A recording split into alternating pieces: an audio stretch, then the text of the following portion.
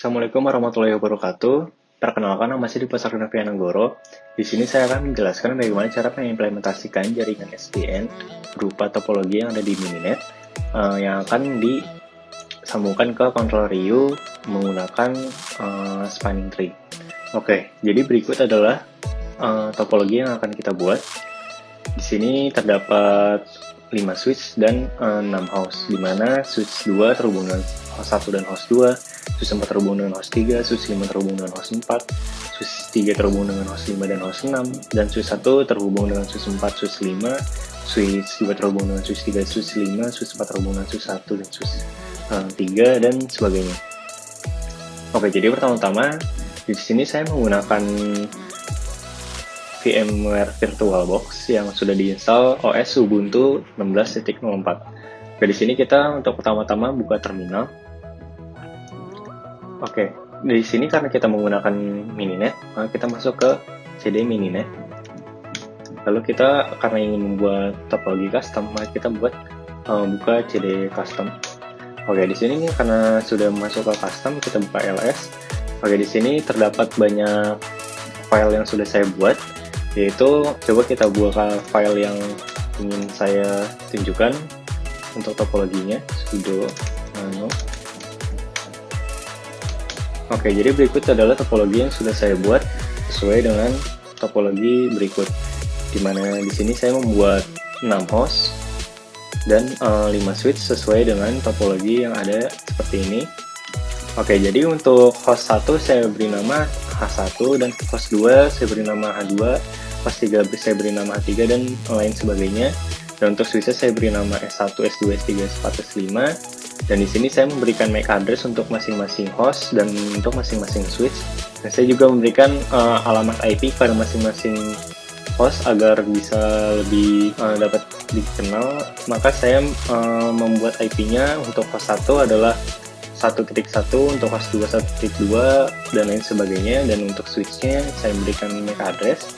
Dan di sini saya memberikan self add link di mana saya pisahkan antara host to switch dengan switch to switch agar lebih mudah dipahami dan lebih rapi. Jadi untuk linknya di sini saya menempatkan untuk host 1 terhubung dengan host 2, host 1 terhubung dengan switch 2, host 2 terhubung dengan switch 2 juga.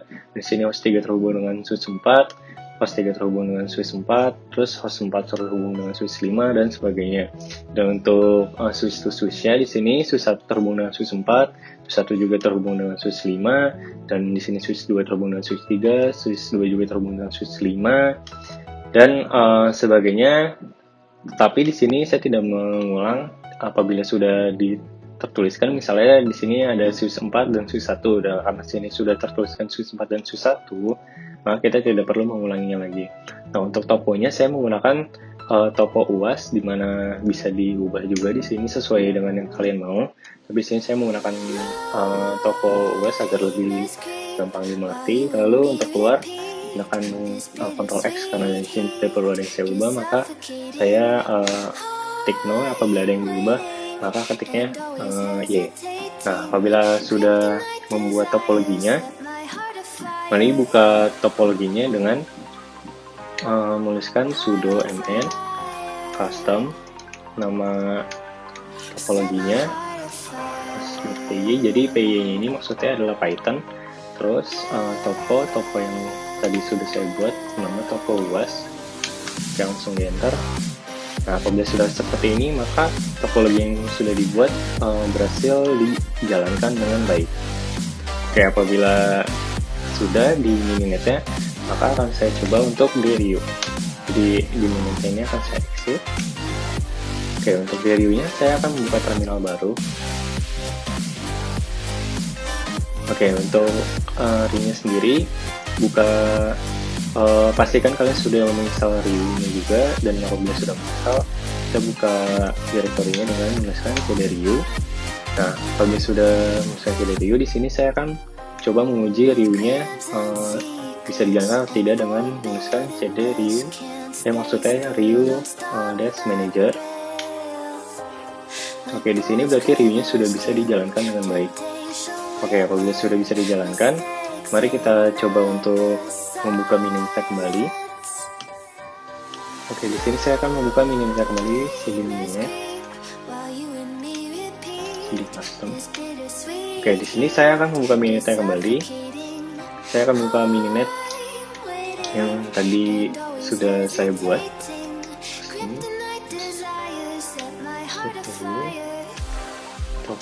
Top luas. Di sini saya menggunakan MAC karena tadi saya membuat topologi yang menggunakan MAC address, dan sini menggunakan switch dengan tipe OPSK dan menggunakan controller remote, dimana artinya ini Mininet ini akan dikontrol oleh kontrolernya, yaitu Ryu. Dia menggunakan IP. Saya menggunakan IP localhost karena ini adalah basic IP-nya.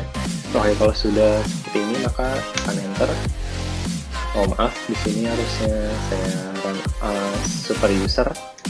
Tidak apa, di sini tinggal tuliskan sudo. Nah, apabila sudah seperti ini Mininetnya, maka sudah bisa dijalankan. Di sini saya reviewnya juga akan saya run dengan menuliskan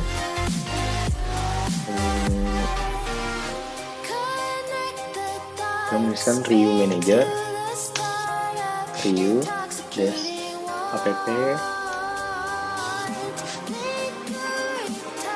Oke, dash app dash simple switch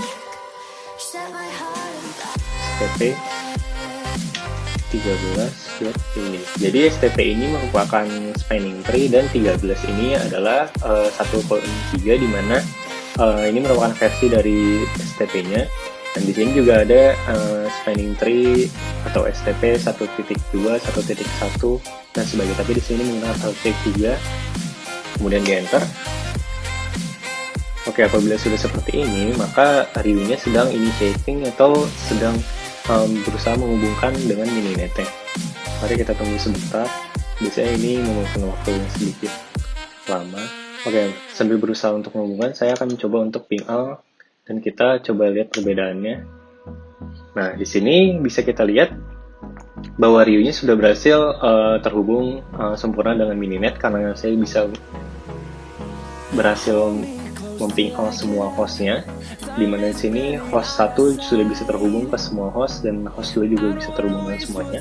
Oke, untuk tes selanjutnya saya akan melakukan tes Hyper dengan mengetikkan Hyper untuk host pertama kali yang ingin saya tes adalah host 1. Misalnya sini host 1 dengan host 4, berarti tinggal dituliskan Hyper host 1 H4. Jadi Hyper ini kita gunakan untuk melihat bandwidth yang atau kecepatan yang dihasilkan oleh host 1 ke H4. Oke, di sini bisa kita lihat untuk bandwidthnya sendiri adalah 23,4 gigabits per second. Dan saya coba tes lagi untuk H2 ke H5, maka Hyper H2 H5. Oke, di sini lagi testing. Nah, di sini juga bisa kita lihat bahwa bandwidthnya terdapat 24,4.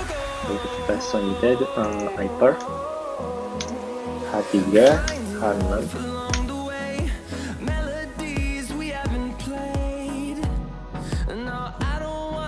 Oke, di sini juga udah bisa dilihat bahwa kecepatan bandwidthnya sebesar 25,1. Terus kita coba lagi Hyper H2 H1. Coba di sini bebas mau mencoba host berapa ke berapanya. Nah, sudah bisa lagi. Coba kita coba H3 H2 Oke, ini sudah bisa semua. Coba kalau misalnya di sini saya akan melakukan tes selanjutnya, yaitu jadi untuk testing Hyper ini selain bisa menggunakan langsung dari codingan di CLI-nya, kita bisa juga menggunakan extern sebagai testingnya. Di sini saya akan mencontohkan pengetesan Hyper dengan extern dari H1 ke H4. Oke, di sini sudah terdapat dua extern, yaitu untuk extern H1 dan H4. Jadi untuk ketentuan eksternal ini adalah di sini saya akan menjadikan salah satu dari dua host ini menjadi server dan salah satunya menjadi klien. Di mana di kasus ini saya akan menjadikan satu sebagai server dengan menuliskan hyper min s min u min i 1 di enter. Jadi seperti ini kira-kira. Nah, untuk yang jadi klien saya akan menjadikan H4 ini sebagai klien, dan untuk codingannya kita bisa tuliskan hyper c yang artinya klien terus 92. Nah, di sini adalah IP-nya, di mana IP-nya ini adalah IP yang kita tuliskan ini merupakan IP dari si servernya, di mana yang tadi sudah saya buat di awal di custom topologi. Saya membuat IP H1 adalah 192.168.1.1 terus min u min t 10 min i 1 min b. Sini saya maksimum bandwidth-nya saya setting ke 80M. Oke, kalau sudah kita klik enter. Oke, di sini kita bisa lihat kalau untuk pengiriman data dari server ke klien berjalan dengan lancar dengan maksimum bandwidth sebesar 80 megabits per second, di mana tadi sudah saya atur sebelumnya. Oke,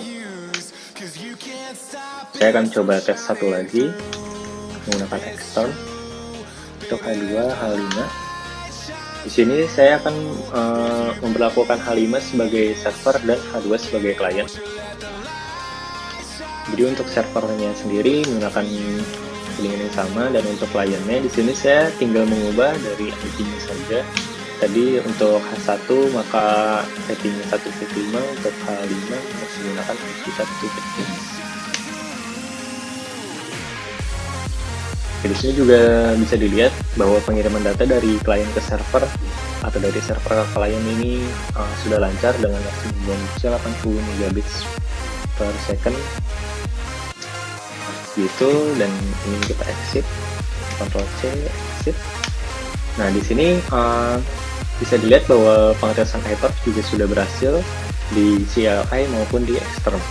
Untuk selanjutnya saya akan mencoba untuk memutuskan jalur dari Untuk memutuskan jalur ini, saya akan memutuskan jalur antara host 1 dengan host 4 atau host 2 dengan host 4 dengan memutuskan jalur dari switch 2 dan switch 5. Oke, jadi saya akan melakukan tes ini agar untuk mengecek apakah mereka bisa terkoneksi dengan baik setelah saya putuskan jalurnya. Di sini saya sudah tulis link S2, S5 down. Di sini maka saya langsung saja untuk mengetes tadi dari host 2 dan host 4 dengan menuliskan komen hyper H2 H4. Oke, di sini bisa dilihat bahwa read-nya sedang menginitiating dari perintah saya tadi untuk mengetes hyperpath.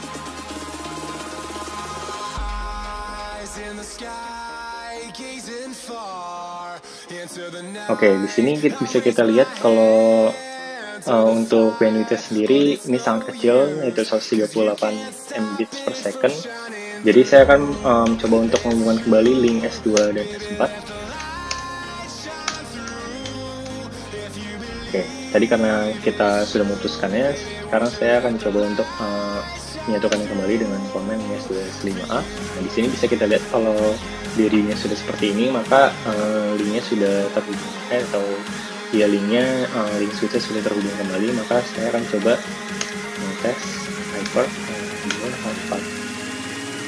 Oke, di sini kita bisa lihat apabila dia down, maka bandwidth yang didapatkan sangat kecil, dan apabila dia terhubung, maka bandwidthnya sangat besar. Di sini terdapat perbedaan yang sangat signifikan. Oke, di sini terdapat perbedaan yang sangat signifikan dikarenakan pada saat tadi switch 2 dan switch 2 dan switch 5-nya saya putuskan, maka host 2 dan host 4 untuk sementara mereka terputus dan mereka akan mencari jalur alternatif yang lainnya, di mana mereka tidak bisa langsung untuk memilih jalur utama dari switch 2 ke switch 5 ini, Jadi otomatis dia mencari jalur lainnya dan mereka harus terpaksa memutarkan switch yang lain agar bisa untuk mencapai dari host 2 ke host 4 yang tadi. Dan hal ini memerlukan banyak waktu sehingga bandwidth-nya akan sangat berkurang.